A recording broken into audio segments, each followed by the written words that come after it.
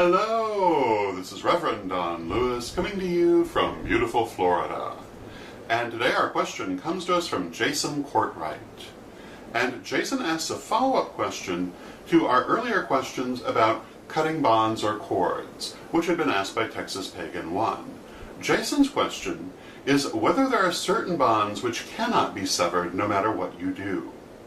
And my answer to this is that I would not go so far as to say that there are bonds that cannot be severed no matter what you do, but there are some that are very difficult to sever. The two that come to mind, the first occasion is that if you are not truly ready to release the cord or the psychic bond to another person, until you're ready to release it, nothing you do is really going to cut it, because you're actually holding on to it.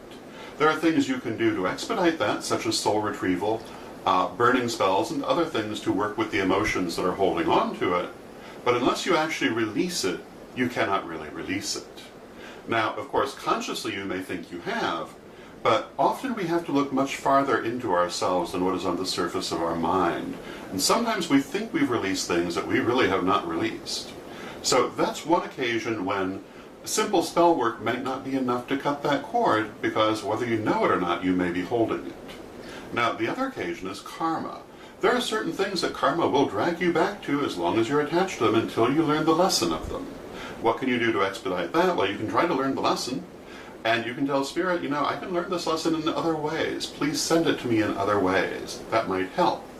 Another thing you might do, again, is soul retrieval to look for the karmic origins of the bond. Or you might also work with psychic past life retrievals and things like this.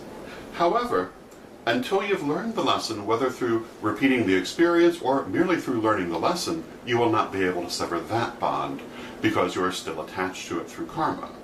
Those are the two main circumstances I can think of when you would not be able to cut the bond.